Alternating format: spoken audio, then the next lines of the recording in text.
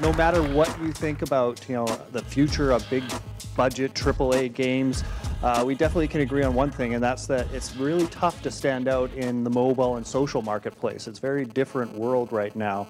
And it's easy to get lost in the crowd. There's so much stuff out there. So our final panel today is going to explore how developers can get the attention of the journalists and writers and ultimately their audience. And to talk about that, we're joined by an illustrious panel consisting of some of our local community's best developers alongside some of our influential voices from the media. To host all of these guys, we're going to turn it over to somebody you may recognize from the Electric Playground, Mr. Scott C. Jones. This is called the Gaming Press and the Little Guy. Obviously, this should have been more gender neutral, considering that Brenda's on the panel here. How can indie, mobile, and social developers be heard? And this is an especially challenging question, I think, because in the time that it's taken me to relay all this information to you, about 18 games have come out for the iPhone and Android, and probably a few things in the PlayStation Network. Like, we live in a time where there's just a deluge, that is the word of the day, of content. And we are overwhelmed as journalists. I'm a journalist. That's what I think of myself as well as a television personality. My inbox day in and day out is just overwhelmed with stuff. So before we get started, before we get into the heart of the matter here, I'd like each of the panelists to take a moment, tell me a little bit about yourselves, introduce yourself to the crowd here. Let's start with Blaine Kylo here from the Georgia Straight. Hi, I'm Blaine. I write for the Georgia Straight. I cover video games for them, and freelance journalist for whoever will give me money to write about games for them. He's a whore. Nature of the business. Brenda Bailey Gershkovitz. Does that sound right? Did I say it correctly? They both work. Okay. Yeah. So I have an indie studio called Silicon Sisters Interactive. We're a small studio that started up about 18 months ago. And before that, had another indie studio called Deep Fried Entertainment that kind of ran for about 5 years and brought a bunch of games to market. So I've been playing in the space for a little while. And I just want to say, can you imagine the little kid who finds out Scott is his big brother? I mean, really, like, oh my God, that guy on TV. Very cool. Lucky little bugger. He probably wants Vic. Vic. That's out. The first ejection has occurred. Brenda, anything else you'd like to tell us before we move on? Anything you'd like me to share on behalf of yourself, Scott? Is that what you're No. What's happening? I have a hard time with Silicon Sisters. I always want to say Silicon Sisters, and that's a different company. That's the idea. So Silicon being what's making computers fast, and Silicone being Pamela Anderson. And the concept is, if we put, like, everyone can say Silicon Knights, right? Like, nobody goes, that's a boob. But when the minute you say Silicon Sisters, it's like, wow, there must be breasts. No, chicks like computers too. Get over it. There's my rant for the day. Next. Loved it. Lots of passion there. Shane Neville, up next. My name's Shane Neville. I've been making games for 16, 17 years. Started at EA and QA, worked up into production, working on Need for Speed. Spent some time in the illustrious Engage. Engage? Woo, Engage. Yeah, exactly. Spent some time in marketing at Nokia as well. Then I went to Relic, worked on Company of Heroes for a bit. And then I moved out east to run a game studio at Longtail Studios. And then in 2010, I went indie and started making games on my own. Did a couple of small Flash games. And then last year, we shipped a game called Shellraiser on iOS, which was a tremendous success. And now I'm a full-time indie developer. I like the way you say went indie, like went AWOL. Yeah, that's exactly what it is. Everyone's like, why are you doing this? You have a job that gives you money and you want That's no right. money? You're going to do what? All right, that's enough from you two. Finally, on the far left is Wyatt Fawcett. Hello. I'm Wyatt. I started writing about video games when I was about 16 or so. I actually got my first job at the Georgia Straight, writing online, and kind of jumped around from magazine to magazine. Got tired of people telling me what to write, so I launched Geek Badge about 2 years ago almost. I've had 2 full redesigns since then. It's really fun being your own boss. You get to tell yourself your stuff sucks. And I focus on Vancouver stuff, indie stuff, anything that I like, and I get to choose it. So that's about it. Nice. Okay, thank you, everybody. So let's get things started here. What you'll see is you have the developers in the middle, and they're surrounded with the bread, where this is like a media sandwich on the outside of the developer. So the two developers are here, and you guys are kind of overwhelmed with the media perspective. And you know, I'll speak on the media's behalf really quickly here. Again, there's so much stuff that tries to get on our radar every day. And just before I came over here, I took a quick look at my email. I'm just going to look at my phone real quick, and then I'm going to put it away. I promise. But there were a couple emails that got through to me recently, and I just want to share those with you. You know, here's the headline for one of them. Dennis Rodman brings back old habits for Hothead Games. I'd read that email for the simple reason that I haven't heard or thought about Dennis Rodman in a long time. I don't get a lot of emails with the words Dennis Rodman I don't think in the you can subject avoid line. that email. You what? That's something you have to open. You have to open that email. So Hothead Games, apparently they're working on some kind of, I hear like a chatter. Just you. Is that me? Oh, it's the phone. So that would get through with you guys too. So I'm not alone on that one. I got another one here. It says, "Have you played Westerado yet?"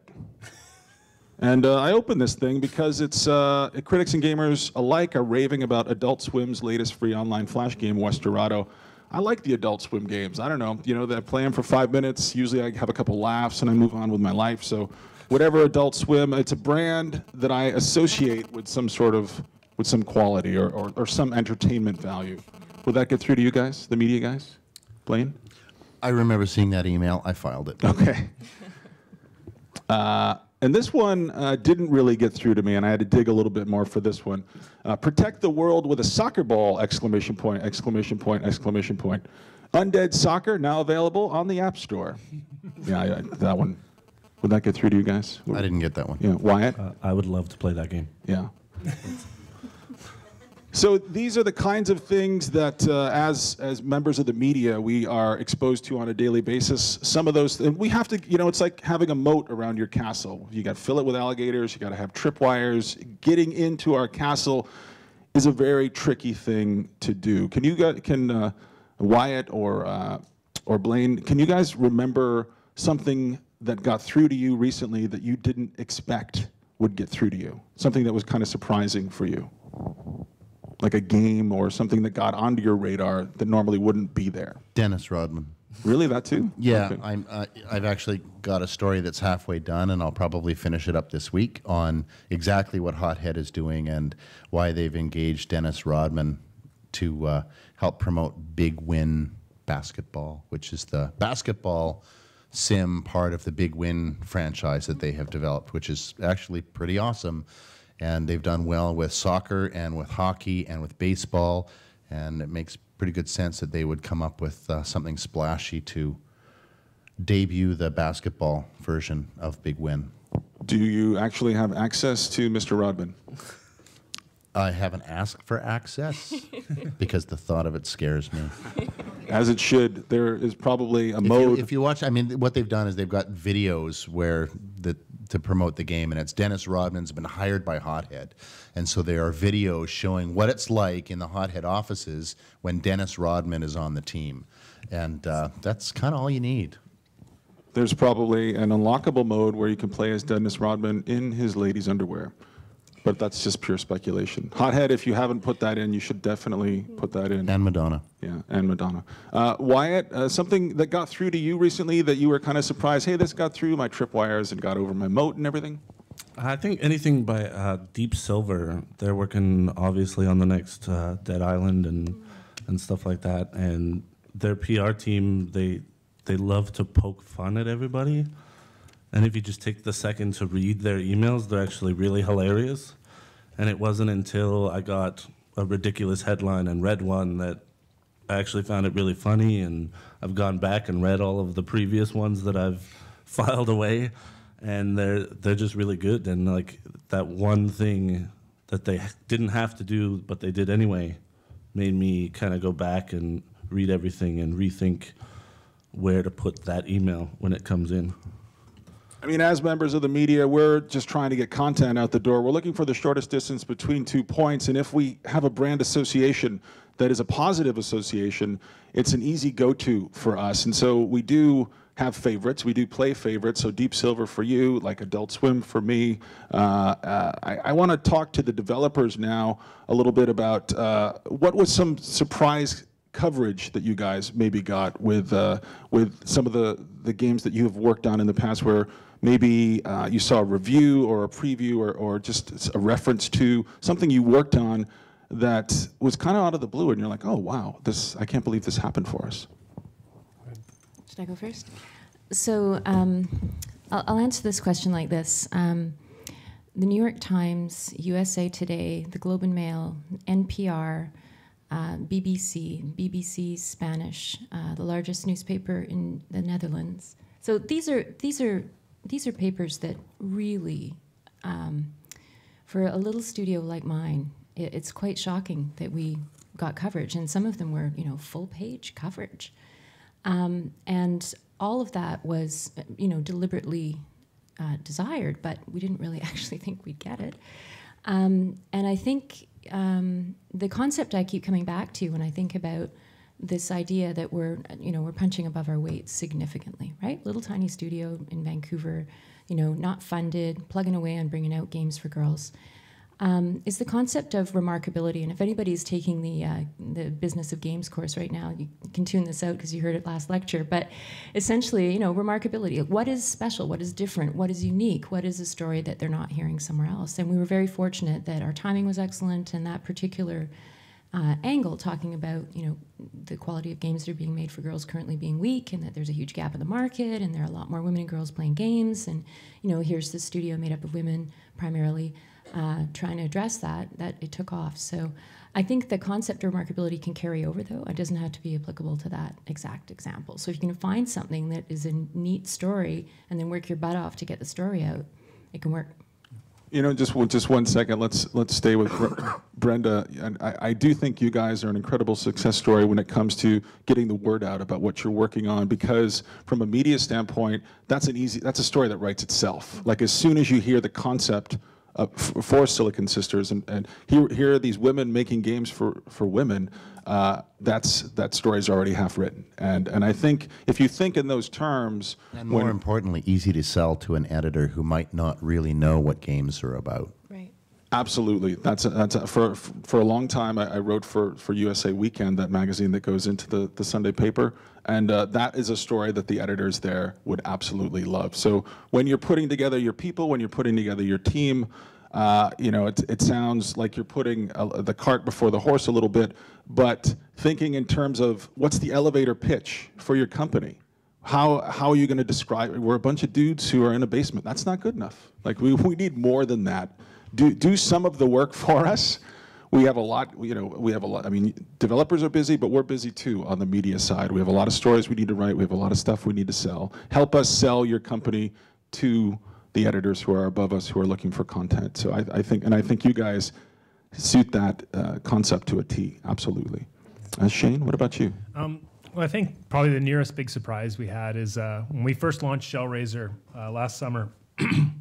I sent out 200 emails to different websites, and this isn't like a big giant to list that I just send one email. It's me taking journalists that I know, or I read their work, sending a personalized email to them and sending that off. And this is not unusual. Your return rate on that email, even for people that people that know your background, and our original pitch for Shellraiser was developers from Company of Heroes and Homeworld have a giant turtle with guns on his back. And I don't know, I think that's an openable email, but we got very little response, maybe 5 to 10% for the kind of PR that we wanted before launch. And of course, then the launch came out, Apple featured us, we hit #2 in Canada, #3 or #6 in the States. Then the articles started coming in and journalists started approaching us. When we did a big update last fall, I took a very different approach to reaching out to the press, and I tracked down and I already had this database, but I had all the different people who had done articles on our game already. and I tracked down their personal email addresses or a direct email address instead of emailing the site that they had. And I wrote to them about their review, how we addressed or didn't address their concerns, and that we were doing a free update and I will give them exclusives on a preview. And my return rate went from 5% to 70%.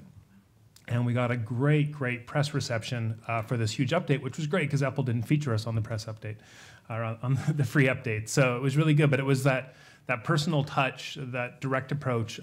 They were already familiar with the game when it showed up in their inbox, and so that meant it was more likely for them to open it.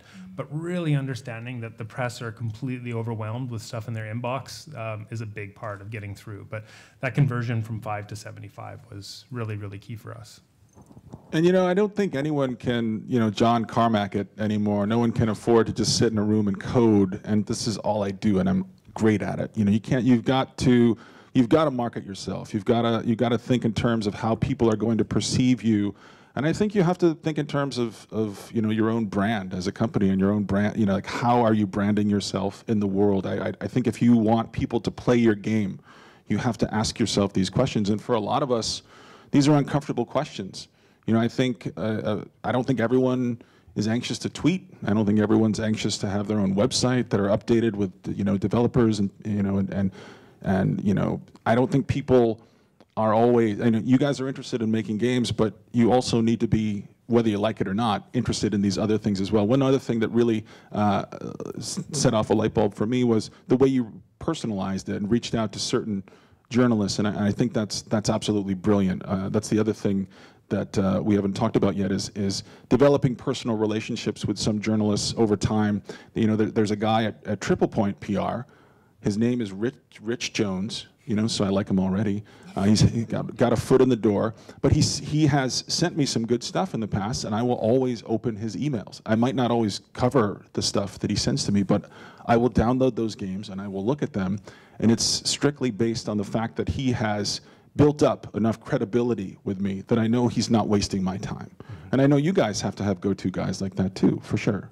Right? Yeah, it's really important. I think that knowing who you're talking to and being able to personalize things is really critical.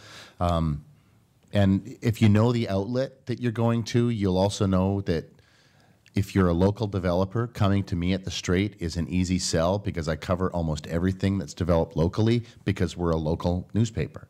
IGN and 1UP aren't necessarily going to be able to cover everything because their domain is the world, but I'm writing for a Vancouver Entertainment Weekly. Everything that happens in Vancouver is more important than everything else that happens outside of Vancouver. Knowing that gives you a leg up. Yeah, and also knowing what the journalists do when you're in the indie side and tailoring that to that journalist is really important. For example, when I first launched Shellraiser, I must have emailed Blaine like 5 or 6 times. I'm like, dude, the game's doing really good. Give us a story. And he finally just replied, he's like, I know your game. I like your game. Don't worry about it. It's all good. And then, 4 months later, he gave us the award for best locally developed iOS game, which was super awesome. When we did the update, I didn't even tell Blaine because I knew he wasn't going to do a little blurb in the Georgia Straight. Oh yeah, Shellraiser's giving a free update. That's not news that he would write an article about for his outlet. So me sending him an email about that is just a waste of his time and a waste of my time. So really understanding who you're sending the email to and making sure that you're giving them a story they can publish is really important. Yeah, say hi to the media people too. One of the advantages you have here in Vancouver is there are not a lot of media people. In fact, most of the people say this is like 70% of the media.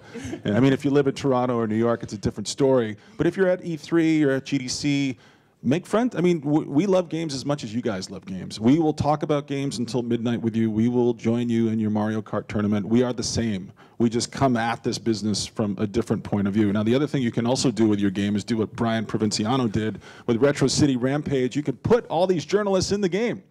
Vic's in the game. I'm in the game. All Destructoid. All of Destructoid. All the just little digitized versions. Nobody else is going to be able to get away with this. Like Brian has sort of cornered the market on putting, but it didn't hurt. I'll have to say, it didn't hurt. It didn't hurt. Brian. I wish he could have been here today because he's another great story. Yeah. You hear the one sentence elevator pitch with Brian. One dude works on this game forever, and it's awesome. and that story's again, it's already half written for us. But that also goes to something else. If that game hadn't been awesome, nobody would be talking about Retro City Rampage.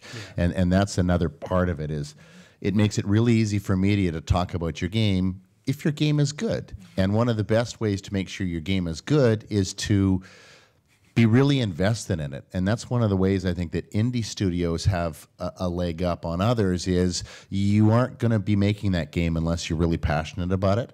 So it should be good when it comes out because it's got that singular vision behind it. Yeah. I'd just like to say that I like writing about crap. So if anybody has a game that they're not totally happy with, send it my way.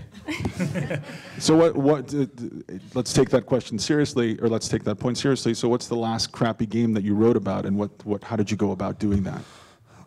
The last crappy game I wrote about would probably have to be Dragon's Dogma. And that was just, I have the ability to vomit everything I hate about it onto this article. And people are going to either read it or don't read it. I don't have an editor that I have to go through. I don't have, rules or guidelines. I can swear. I can call this person whatever name I want. And it's a little bit different when you go to like Blaine and the newspapers where he'd rather publish something that's about a good game or a success story, or he's not going to really focus on something that's a complete abomination like Dragon's Dogma was. But as they say in Hollywood, there's no such thing as bad publicity. Even a bad review. I mean, you're ultimately doing the Dragon's Dogma guys a favor, Wyatt. It's all right. I wanted to say a couple things about Brian really quick. Brian Crinciano is a good friend of mine. He, out of all the indie developers in the world, like maybe the Team Meat guys and maybe one or two other developers did a better job of reaching out to the press. And Brian did it very simply. He entered a ton of festivals, did really well in a ton of festivals, and is one of the nicest, most eager, hardworking guys you can meet. And so any journalist that went up to Brian at PAX or GDC or any other expo that he was at instantly got to know him, got 100% of what they were looking for from him, and every single time they sent him an email, he was going back full force. So what a lot of indie developers have to do is if they didn't get into the festivals, they've got to go out and they've got to do the email train. And it's soul crushing because you sit in front of your computer for 4 days personalizing emails to send them out to everyone. And then you hear back from 5% of them. Brian just made this awesome game that was really easy to talk about, and he engaged the press really, really, really well. And that's something that if you've got that really cool game and you're a really outgoing person, works extremely well and is going to result in a lot better coverage because Super Meat Boy, Minecraft, and maybe a couple other indie games got more coverage than Retro City Rampage. But Retro City Rampage is definitely, of the last 3 years, one of the most covered indie games out there. Yeah. Brenda, I want to address you with this next question. It's actually from the sheet that they provided, this cheat sheet. I don't know where this came from. But at what stage do you guys start thinking about marketing when you're building a new game? For us, it's very, very early. Yeah, it's a big part of what we're thinking about. It doesn't take long to build a game these days. Like it used to be, it'd be 2 years working on a game, and you had a lot of time to kind of figure out what that was going to look like. But now it's part and parcel, and it depends on what your funding structure is as well. Because if you're looking at CMF funding, or if you're going to a private investor, or whatever your funding structure is, they want to see your marketing plan right away. So that's a big part of it for those who aren't self-funding. It's something you have to think about and really strategize on. But there's a couple. Can I just make a couple quick points on what we've talked about so Yes. far? I'm going rogue for a second. No, you can just interject whenever. It's a Wild West show up here. A couple things I just want to add. One of them is so a mistake I made was going to everyone. Really working that one-up relationship and trying to establish very strong relationships with a lot of different people in the press and not doing it strategically. So I'd say while it's really important to have those relationships and really take care of giving feedback and thank you to people who review your game and so on, it's very time consuming, and most of us are wearing a lot of different hats in small studios doing a lot of different things. So I would just say being strategic is really important, and knowing your audience. For me, all of that work was wasted with the game press. Wasted, because, great for ego if you get reviewed, and that was super, but my clientele does not read game press, right? It took me a little while to figure that out, and right? I wish I'd got there sooner. What they're reading is Elle Magazine, right? That got traction. When that came out, I actually saw my game sales climb. You could see a direct relationship. So started tracking, and really learned a lot by doing that. So just a point about being strategic and careful, knowing your audience and figuring out what they're reading, and that's your target. And to add to that too, same on Shellraiser. When we did our Shellraiser campaign, our target audience, and this is the biggest secret that we have, our target audience was not the players, it was Apple. Because the key to success on Apple is getting featured. And so we did not put anything to the press. We did our dev blog, that got no coverage at all. We did not talk to the press, did not talk to anyone until the day we submitted to Apple. And on that day, I sat down in my office, I started cranking out emails. Because the people who we wanted to see get excited about Shellraiser were the people at Apple who jury the store. And sure enough, 2 weeks later, after a bunch of great previews came out, there was Apple saying, hey, can you send us all the assets to get featured in the App Store? This doesn't mean we're going to feature you, but it's likely. And then a week later, we were featured. So we were very strict. And that was a huge gamble. You know, like everybody I talked to in marketing is like, that's stupid. Go to your consumer. And you know, I thought, you know what, my consumer is much bigger than the people who read most gaming sites. And the thing is, yeah, we'll get them, but our target is Apple. And that worked out really, really well for us. How do you lobby Apple? How do you, I mean, can you just... It's a black box. Like now that we've done a good game, we've got a little bit of a rapport with them, but it's a black box. Yeah. When we did our update, we told them about the update, we told them about our press plan, we told them that it was going to be free for a week. We told them about all the bugs we had fixed and all the reviews that user reviews and store or press reviews that we had addressed the issues of, and nobody featured us. But we like tried as hard as we could. Luckily, the press bit on really well to our free update, and we were getting 90,000, 100,000 downloads a day during our free promotion. Yeah, a couple things. Again, from our side, we don't want to hear about your game until it's out. Like, I don't want any previews. Like, I got a lot going on. I don't want to see a video of your game that might be out in 3 weeks or might be, and like, forget that. The previews for social, mobile, and indie stuff, they have no traction for me. I don't know about you guys. No, I'll echo that, and I think timing of that is really important. Indie games can sometimes, if you're only going to get one shot and you spend that 3 months before your game comes out, you've wasted it. Because if anybody does see that coverage and wants to respond to it, they can't. And they're not going to remember 3 months after the fact. So knowing when to come out with that information and to start hitting the media is really important. And don't misuse the term exclusive. If I offer an exclusive, I want an exclusive. So what do you mean by, can you explain for the folks? I've just had a few indie developers, especially around the Toronto area, offer up these exclusives. I get, an early version of the game, or I get assets that other people aren't getting, and then I see other indie sites posting the exact same stuff they offered me. When I said yes, took my time, as soon as I saw it elsewhere, I just threw the email out. Whatever you do, don't screw Wyatt. He's very serious about his exclusives. Yeah. I think that both Brenda and Shane make really valid points here about who you're talking to, who your audience is, because I'm not sure there's a lot of value in getting your games reviewed on IGN or on Kotaku or even on Touch Arcade or something like that. I mean, there's something a little insular and incestuous about those websites. Like, yeah, we all go to them, we all speak the same language, but there is something to be said for, having Al Roker play your game on the Today Show. Now, that's not easy to get, but if you have a game about robots, pitch popular mechanics. Why not? Like, put an email in their inbox, then follow up and see what happens. Because if that does get through and they are looking for stuff, believe me, these guys, just think of a magazine or a newspaper or a website as a series of blank pages that constantly need to be fed. They are looking for stuff. Package your stuff the right way. Have a good story that's half written already by the time it gets to them, and they will use your stuff. They will gladly talk about your game. Also, from a consumer standpoint, like, it's such an impulse purchase at this point. I mean, you guys, Shellraiser was 99 cents, and School 26 was also 99 cents. I mean, we're all just looking. We just need a little nudge to push that button, push that buy. Just give me a reason. Give me one reason, and I will buy that thing. So I think getting that kind of coverage, giving people that reason, I think all of a sudden you're going to see your sales go through the roof.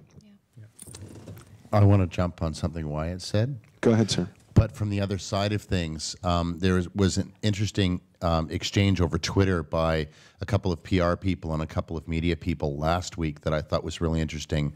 A veteran PR person in the game industry who is now working with the mobile developer was asking media if it was common for websites that review mobile and social games to ask for payment in exchange for expediting a review. And it's common.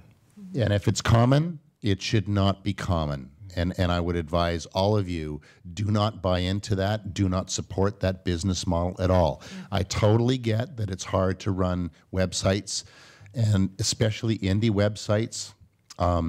But it is not standard practice in the media.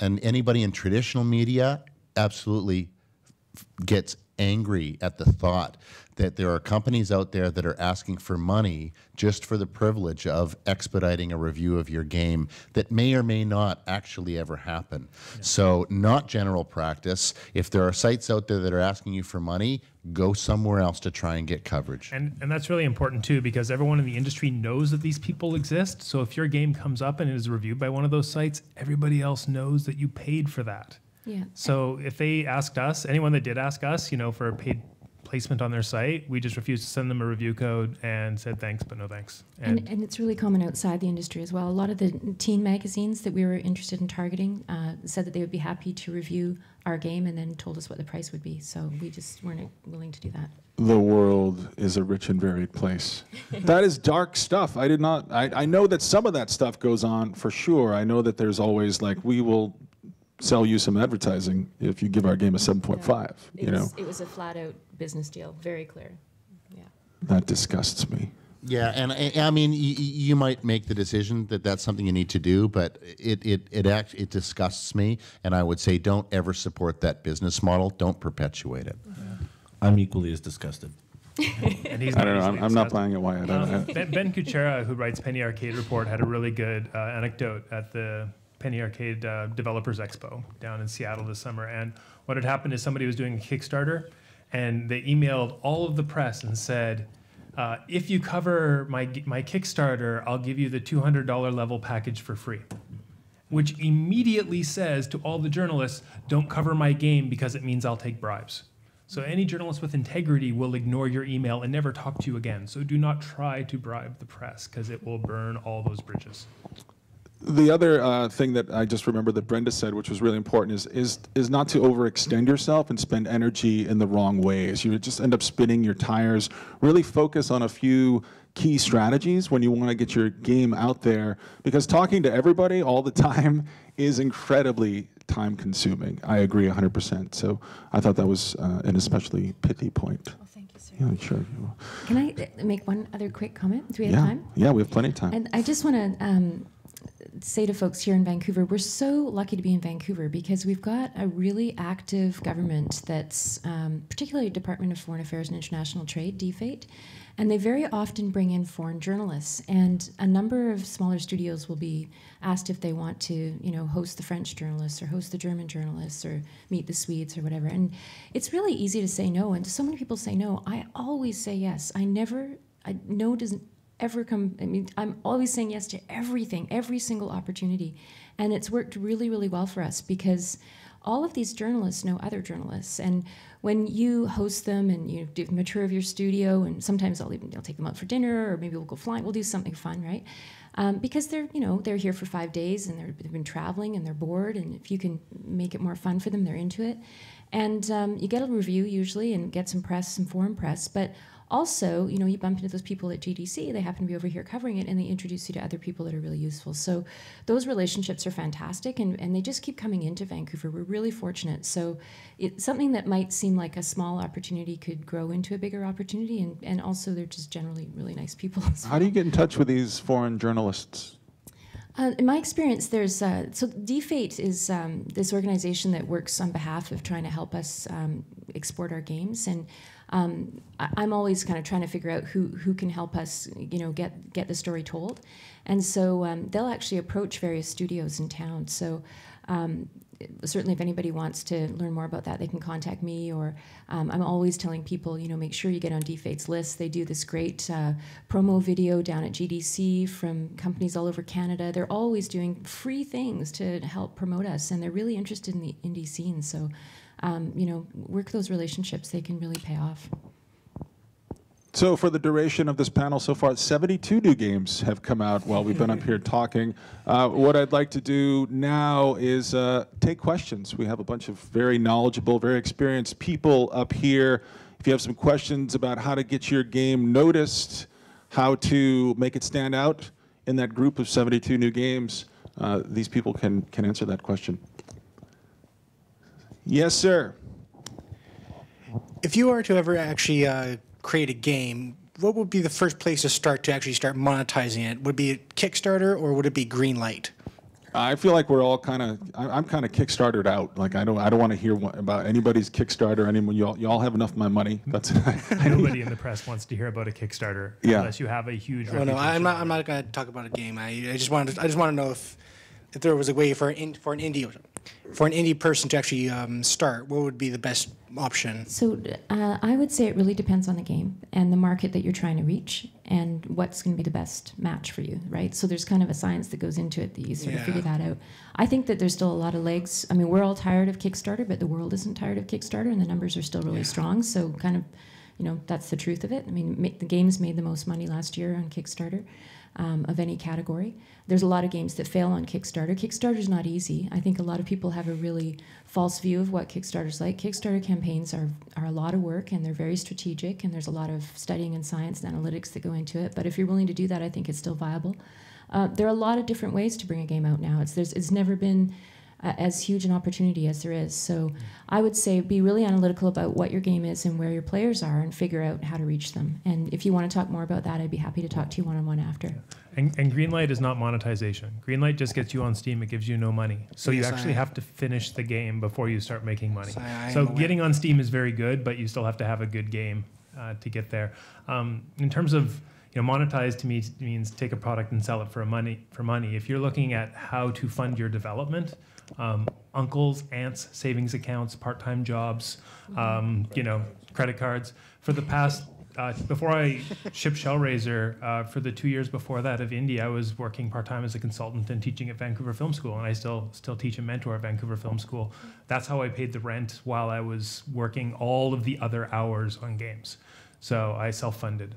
There's a lot of different places to get money. Kickstarter is a ton of work. You're honestly better off making Flash games for 3 months, selling one a month for $5,000 for sponsorship and getting better at making games than you are spending that time running a Kickstarter campaign, unless you are a marketing and videography wizard, because it's a lot of work and people really underestimate it.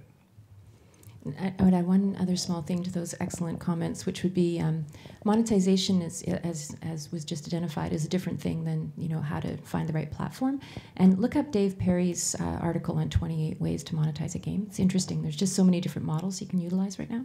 Yeah. I kind of have two questions. The first one is for Blaine. Excuse me. What would you most attribute to the success of Shellraiser? Would that be more marketing? Do you think it's more the product helps sell itself to the reviewers? What do you think? What was it in your opinion? Do you want to take that one, Blaine? Sorry. I think you mean Shane. That's right. But they rhyme, so that's okay. Shellraiser's initial success was very simple. It has a really great name, a really good icon, and Apple featured us. The reason it continues to stay highly ranked is we fixed the first 2 months after launch were a ton of polish and addressing the issues that came up. And at the end of the day, it's all about good games. It's really easy to make a bad game. It's really hard to make a good game. The people that worked on Shellraiser, we all had at least 10 years experience in the industry.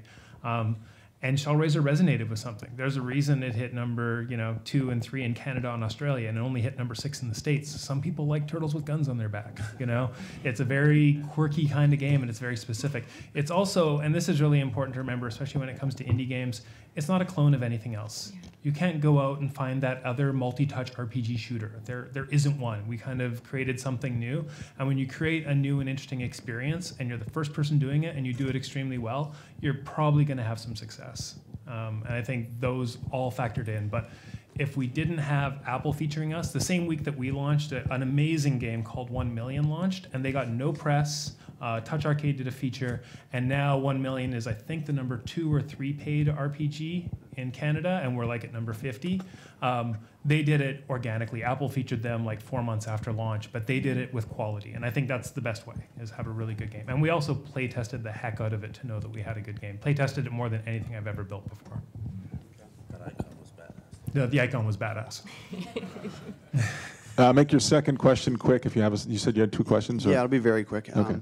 What would you guys recommend for someone who's kind of like an indie developer but doesn't exactly know the quality of their game they have out there, and a little intimidated with the competitions being EA and some of the other really large studios? So what would you recommend to a small guy? Connect with the full indie community that's here in Vancouver and get that feedback from your other indie developers. Yeah, and don't be intimidated. Customers are almost infinite as far as an indie developer goes, because you don't need a ton of people giving you money to make a lot of money. But don't be intimidated because EA is out there. I have a friend that was making a strategy game, and he's like, well, StarCraft 2 is out there. It's like, no, really, your game is not competing with StarCraft 2. There's a ton of customers out there, and if you find the right audience for your game, you'll do fine. In terms of making it good, put it in front of people, and if they give you your game back after 3 minutes, your game's not good. If they don't want to give you your phone back and ask you for a copy the day it comes out, your game's pretty good. And that's a great barometer. Do it with strangers, do it with friends. Don't do it with your family, because they're just going to lie to you. But seriously, like, it's getting your game in front of other people and taking honest feedback and just being like, seriously, what's the thing you hate most about my game? And if they give you that feedback, that's stuff you can act on.